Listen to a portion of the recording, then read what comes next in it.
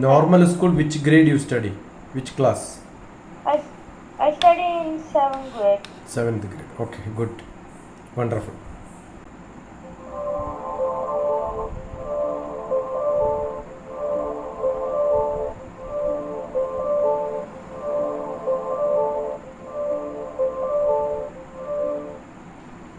Hello guys and welcome back to our Visionary Voices interview podcast session. So today I am going to interview a very important personality, Dr. TPS. So let's start our interview. Hello Dr. TPS, how life is treating you lately? Enjoying. Always I enjoy. As usual. As usual I enjoy. Okay. Yeah. That's good. So can you tell me what are you enjoying? Being with Huzaifa is today's enjoyment. Morning it was sitting with And somebody else. So every time I am with somebody else, talking to some people, sharing my wisdom, sharing my little knowledge which I have. okay, so that's good. So can you tell me about yourself, like your little introduction? Yeah, I see. This is what I said. No, people should know that Dr. TPS is a space scientist. You should Google and find out. I am a space scientist from Department of Space, and I am an educator. I am in academics. Okay, so that's good. So can you tell me how do you find interest to become a space scientist? See, Department of Space is ISRO in India, Indian Space Research Organization. It's a department under Government of India. So what do you do is when you get some education like masters in some subject or maybe engineering or BTech or something, you apply for a position and then become a scientist. It's a designation, it's a post given. It's a post given for people who work with the Department of Space with science background, arts, all that activity which we do become part of that space department. Okay, so that's good. So can you tell me a bit about your educational background? I guess actually what Huzaifa should do is to read my biodata, understand my educational background, explain this is the person with this qualification in front of me. Instead of me telling that no, I am a space scientist, this is my qualification. And you should ask something which is very specific to know a little bit more about that. Anyway, having said, I am a PhD in mathematics, I am an LLB, I am an MBA, I am an MS. It's boring for me to tell what is my qualification. An interviewer, a person who comes to know little bit about me, should know little bit about me. Without knowing me, you will not come to me, right? So you have understood that I am a space scientist, you know that I have this qualification. That is why you are in front of me. So that you should tell and then start something else. That is what should be done. Okay. Yeah. So thank you for giving suggestion to improve my interview session. So I will do that. And Good. so my next question Wonderful. with you is, Wonderful. Wonderful. you're welcome. So can you tell me how do you find interest to do this math and whatever you tell about your educational background? How you do find the subjects are good to be in the space scientist area, and how do you find interest to be the space scientist? See, it is not maths or physics or space, even cooking I love, music I love, art I love, craft I love. But you can't do many things, right? You need a profession. That profession happens to be in the space department. But I poems, I read, I write. All these are different. I do agriculture. So life is with a lot of different varieties.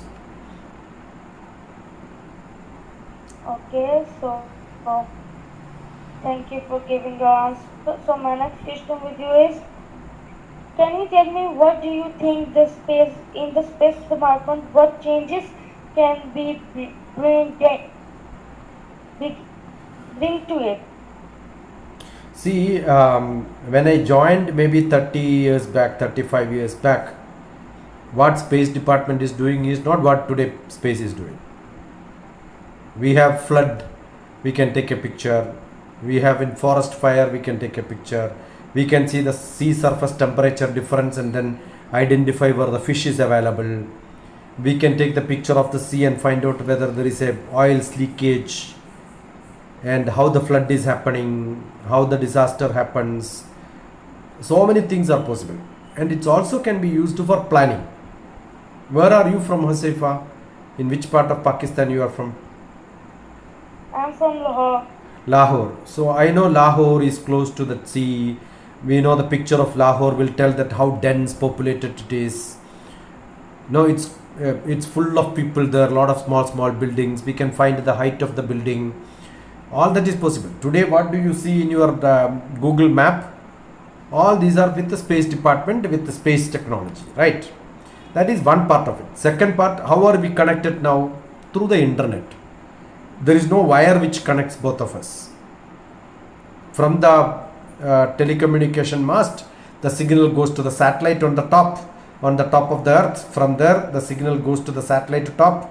From there, it comes to Pakistan, and India to Pakistan, I am able to connect. So there is a satellite on top which communicates to each other, send our picture. See, when I am talking like this from my laptop, my camera takes the picture, goes to the satellite on the top, on the space. From the space, it comes to Pakistan, your place. From Lahore main signal station, it goes through small wire, Ethernet connection, take to your laptop. What a magic is this, right? So it's all because of space. So any communication, any picture. Now look at the cloud movement. The cloud is moving, 10 o'clock the cloud was here, and 1 o'clock the cloud was here. It is moving closer. Immediately meteorology department, weather prediction will happen. This is going to hit at 4 o'clock and rain there. The satellite is on top taking picture and sending you how fast the cloud is moving. The cloud is moving towards this, the other cloud is moving towards this. At this point it is going to hit, and Karachi will get a rain. So this is also satellite. So there are a lot of applications of satellite image, right? Yeah.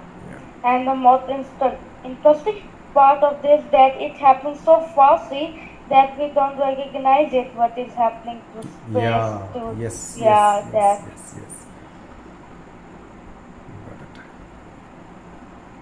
So, can you tell me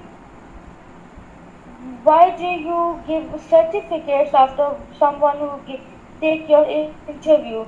Because some of my schools participants do interview with you and you give them certificates. No, why do you do that? Huzaifa has come here for certificate or to know and interview me? I come here for interview you, not for certificate. Okay. If you don't give me, it's fine. Okay. Now, when you go to school, are you going for certificate or for knowledge? Both. Yeah, both. Correct. So you came to interview me for knowledge, but somebody has to give a certificate, right? So if I feel you have done good, I write that. So I remember, oh, I have given to this. Otherwise, you will not be recognized. Everybody likes to do a recognition, right? Suppose you speak very well, and then when you said, now I am going to do this, I am going to apply this, I will next time ask, after studying, I will not ask this question. I said, wonderful, very good. That's by oral certification. I am showing my appreciation. So certificate is another way of appreciation. So I love to appreciate people. Generally when youngsters comes, I don't give to elderly people, they're not required. But I'm sure Hafiza also is value that, and people understand that. Earlier I did not give, but then I thought, yeah, it's better to give. Not to everybody. There are people whom I scolded and then thrown out also. They will not be knowing. They will not come on they will stop the live and then vanish from this place. Understood? Not that every student of your group, everybody does well. There are people who schedule a meeting at 7 o'clock, and 7 o'clock when I asked them, they said, sorry, I am not available, I forgot. Now what did you do? You have sent me a message asking half an hour back, today remind you. So don't I have to appreciate one who does it, who doesn't do? I have to distinguish them, right?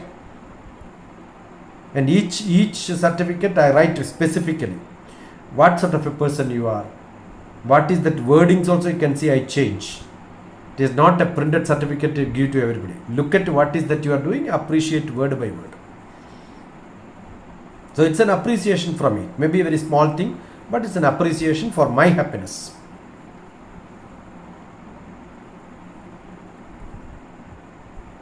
No, you are not audible, beta. Your sound is not coming. Can you hear me now? Yes. I'm saying, can you tell me, is there any chance to live in space and any other planet? I didn't get. What did you ask? I'm saying, can you tell me if there any chance to live in space, like can we live in Mars? And No. As of today, the environment, the condition, the air which we have, the constitution of different hydrogen, oxygen, carbon dioxide, everything constitute the air. That very specific thing, a small change in that will also make people or make any other animal also not to survive in that world. So it is not that easy to get into space and then have a life there, because the environment will not support all that. That's not that easy. It's not that easy at all. So that's good. So you explain me how we can't live in Earth. So Some planets which are very close to sun has got high temperature. Some planets which are far from sun has got cold season, and the day and night is not 12 hours like what we have. So what will happen? Assume that you have got 360 days only day, and another 300 days no light. What will happen? Like moon itself, 15 days no light, 15 days light. You can't live in such places, right? Yeah. So it is very interesting to hear from your side that if moon has 15 days light, and I don't even know that moon has 15 day light. So can you tell me why the moon has 15 days light? And not every portion, but some portion of the moon, it is like that. That is why when you see the moon, you can see the reflection from our side, right? But some other portion is not, because moon itself is like a mirror, it's a globe. So when it is close to the facing the sun, it will have light. When it is not facing the sun, it will not have. Earth also, because it's 360 days, 24 hours, it keeps rotating. We have got in the North Pole and South Pole different time. We don't live there, right? In northern hemisphere, there are places on Earth itself 3 months full day and another 3 months full night. It is not moon alone. In Earth itself, there are such places, I am saying.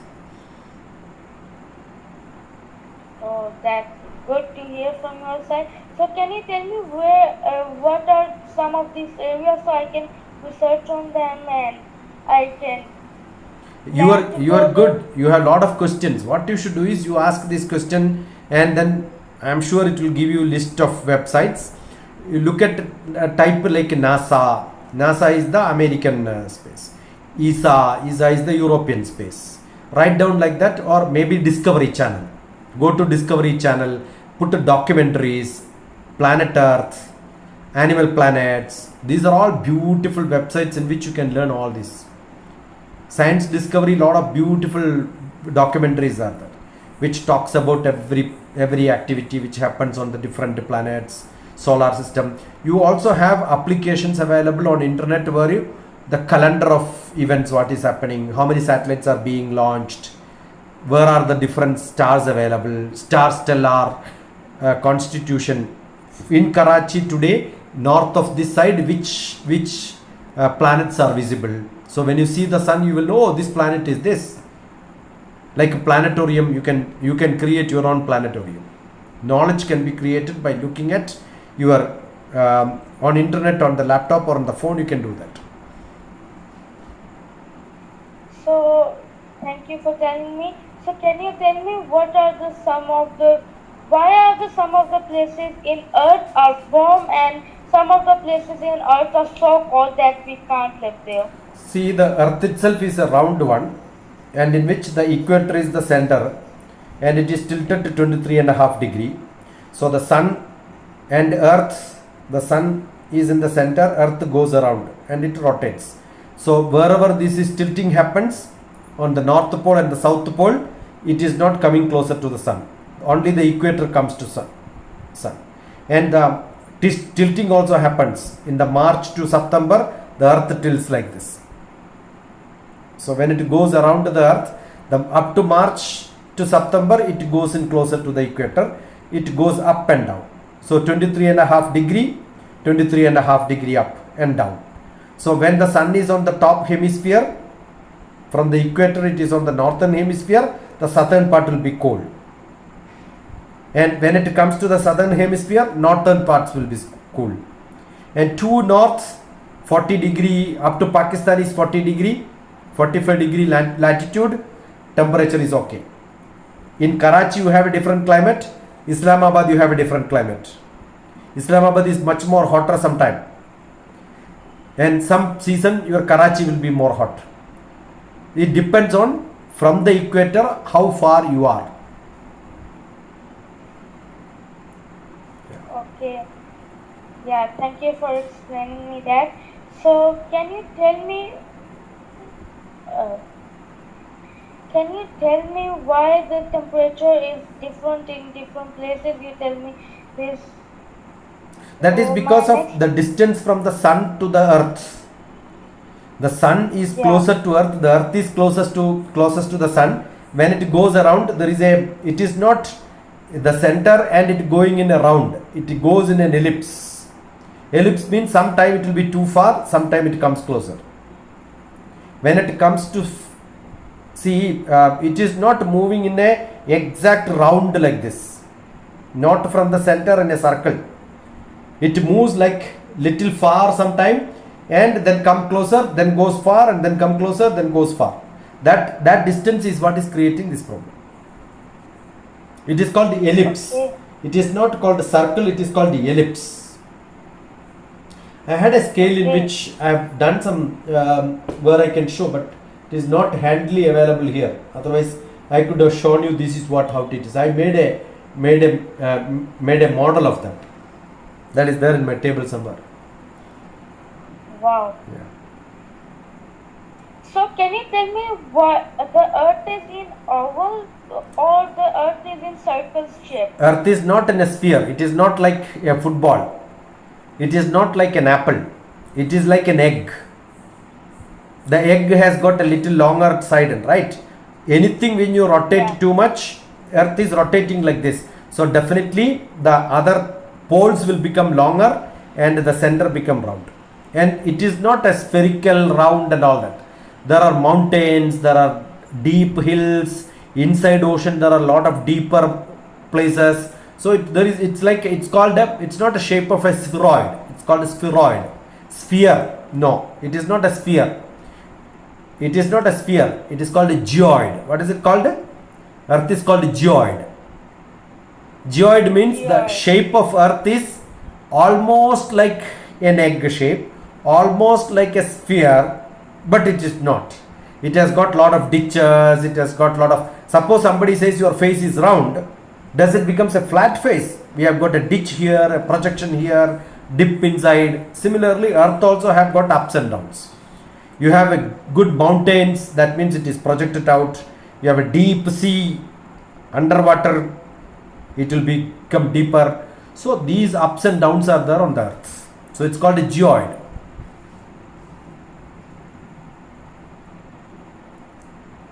Okay, so thank you for telling. So can you tell me why in the summer the mountains are temperature in mountains are normal, but in the winter there is so cold in mountains?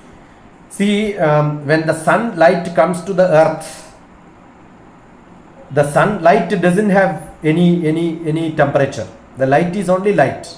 But in the atmosphere, when it passes here, it hits on the ground, and once it hits on the ground and reflects, it moves this much distance in the atmosphere, again back in the atmosphere. So that distance it moves in the atmosphere, there is a temperature generated on the earth's surface. So in the mountain top, what will happen? It hits on little less distance.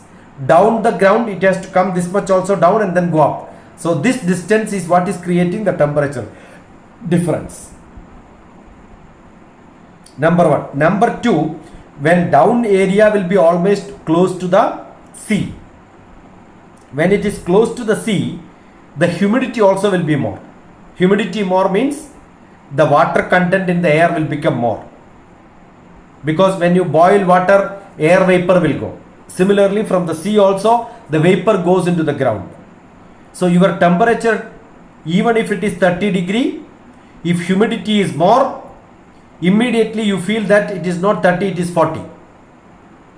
The water content in the air will make it more hot. You will start sweating. Okay, so that is the wonderful question. Yeah, love you. Where are you getting this question? You are thinking and asking me, or you prepared all these questions? I'm thinking that sometime I prepared and sometime I think. Wonderful. Love you so much. Love you so much. So, thank you for explaining me so much about space. I think I'm going to be space scientist too. Good. Wonderful. So my next question with you is, can you explain me the significance of the last space mission such as Mars or See, in space, everybody is curious about reaching to the different planets, going to different, like satellites, like natural satellite like moon.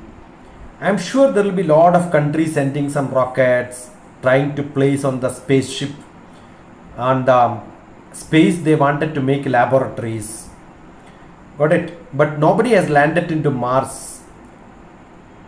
People have only sent satellites, robots, taking collections of data, going around the planet and satellites to see what is it happening. They cannot land, but they can go around it.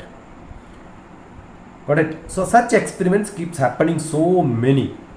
If you look at orbital calendar, satellite calendar, mission calendar, there will be lot of websites in which you can see a lot of people keep sending. From China it goes, Germany it goes, Russia people send, America sends, India is sending, right? So a lot of people keep sending such missions. They are called as space missions. Space mission can be for having a laboratory in the space, or it can be to the remote sensing, and remote sensing is looking close to the earth, like a Google map what you have, and geostationary satellite to this see the weather prediction communication, and above that it can go to moon, above that it can go to Mars. So, and lot of other observatories are there. It wanted to see what sunlight is happening, how much is the temperature, measure something, take some pictures in the space. There are so many observatories. Man missions are very less. Sending people there, no, not many. Even in space shuttle people are gone. Now there is a space shuttle in which people have gone. Even an Indian is there, but they are not able to come back because there are some fuel leakage. The vehicle is not able to come back. They have to wait until the next vehicle goes and picks them up. All this keeps happening. okay? So my next question with you is, can you tell me why Newton is not a part of the solar system now? See, we have a telescope which looks at a collection of some dust. Maybe it is moving like a rock for some time, and then with that telescope, that point of time when we have seen, people identified, oh, that's one of the planet.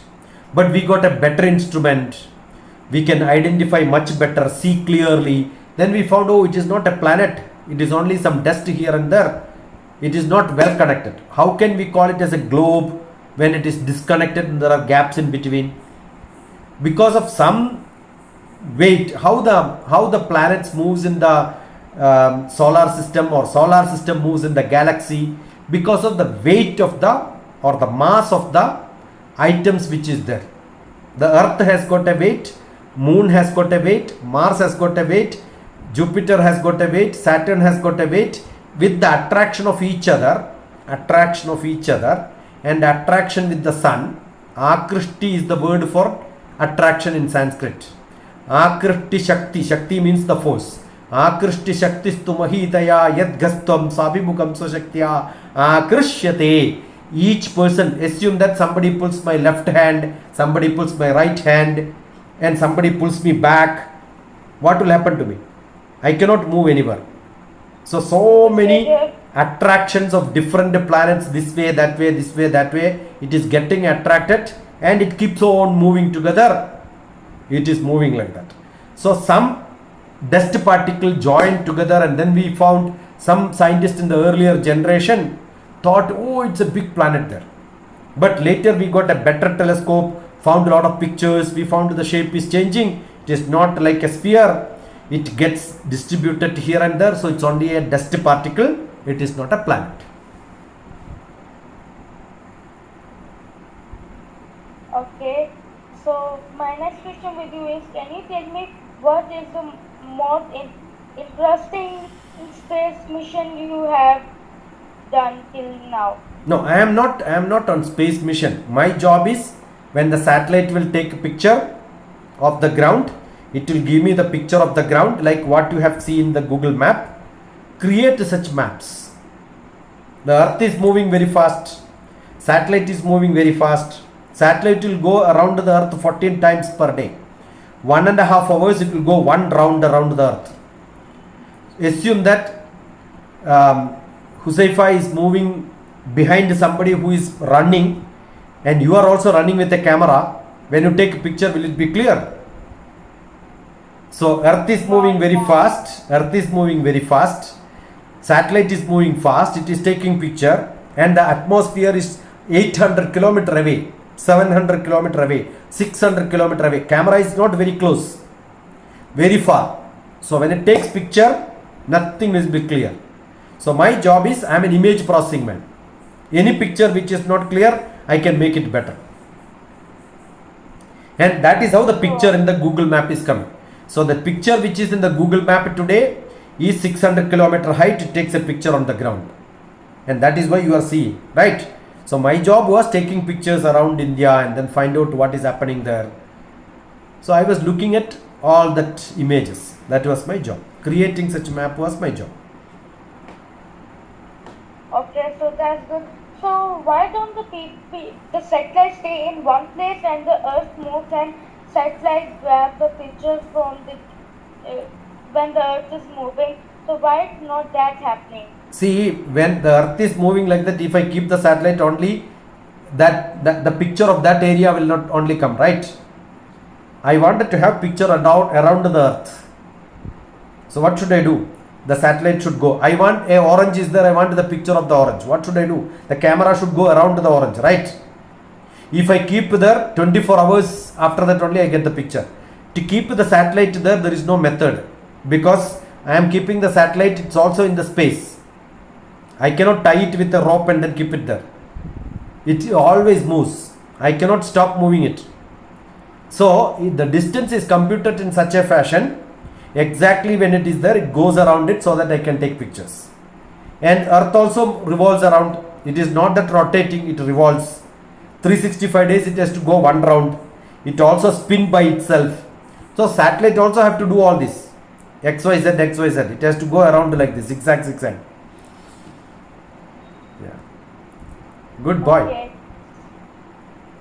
So thank you for telling. So my next question with you is, can you tell me an important lesson from which you learned from your space experiences, and how do you make the picture more clear to the normal man like me or someone else can use it from the satellite? The picture is not clear. That needs lot of mathematics, lot of statistics, computer programming, understanding the subject called image processing.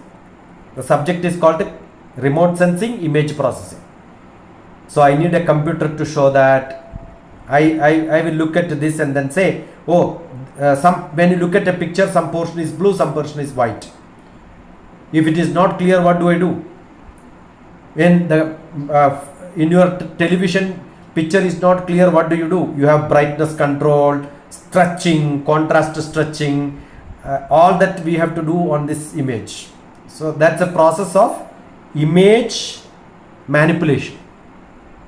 Image has to be rotated, it has to be stretched.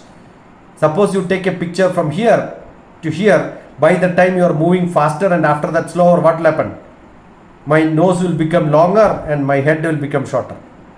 So the distance will not be correct. I have to adjust the distance so that the geometry, it's called geometry, the scale is perfect. That is also to be done. When I take a picture from a corner of a room, whichever is closer to my camera will look big, the farther end it will become smaller. So what should I do? Now you are sitting and talking to me, you are bigger, your background, the picture door is very small. The window is only half of your face. Does it mean the window is half of your face size? No. I know there is a distance coming, right? So when I take a picture, I wanted to know it is far, therefore size is less. Originally it is not like that, so I am recreating. So I want to know the geometry, I want to know the color, I want to know the character, I want to know the distance from the image to the picture to the original camera, I want to know the color differences, adjust all these to make it much better. Okay, so my next question with you is, do you use any graphic tools to make this, or how do you do this, and which tools do you use? No, we create tools, we create our own programs. I am a computer programmer. I make my own software to write this software. That was our job. We had to make our own software. It is not what we can get from somewhere we can get it. No. We have to make our own software. So I am basically a computer man, created software for processing these images.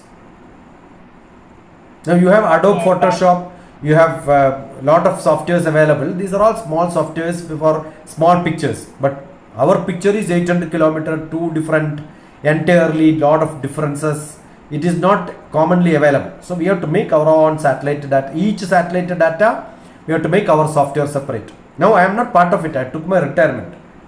14 years I am not doing all this job. You asked me what I did when I was in space department. Now I am out of my department.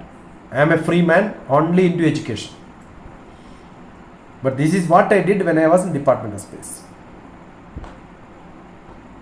So it doesn't mind if you are doing it, if you have done it, but you have experiences of it and knowledge of it. So that's the what it mind. Wonderful. So can you tell me an important lesson that I should learn and my viewers should learn from you?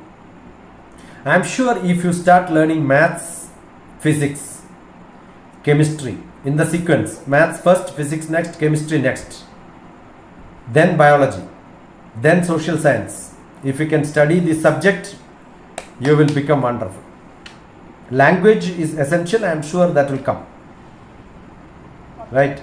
And it is not that you know the subject, how well you can present it. For that you need language. And it is not that I can do it, how fast you can do it. Yeah, I know the answer, let me think. No, it doesn't happen. Automatically it should come. How much time you will take to recognize your mother when you see the mother? Will you think, oh, this is my mother? Will you think like that? No. Why? Where is your mother? Where is your mother in your heart or in the brain? Brain, heart. In the heart. But where is your mathematics? In the brain or in the heart? In the brain. No, that is the problem. You love your mother, therefore you keep it in the heart. If you love maths, where do you keep it? In the heart. In my heart. Yeah, therefore learn by heart. Don't learn by heart, but learn by heart. You understood the difference? Don't learn by heart the poem, but learn by heart. Then you will realize, yeah, I'm enjoying geometry, I'm enjoying mathematics, I'm enjoying chemistry, I'm enjoying my poetry. That's how it should happen. So Dr. TPS, thank you for coming with my podcast session in the Visionary Voices.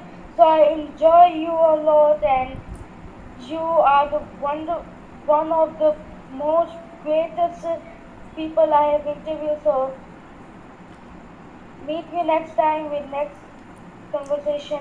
Thank you so much. God bless you, inshallah. We'll meet sometime very soon.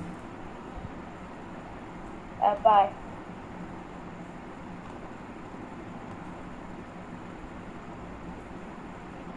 Dr. TPS, can you hear me?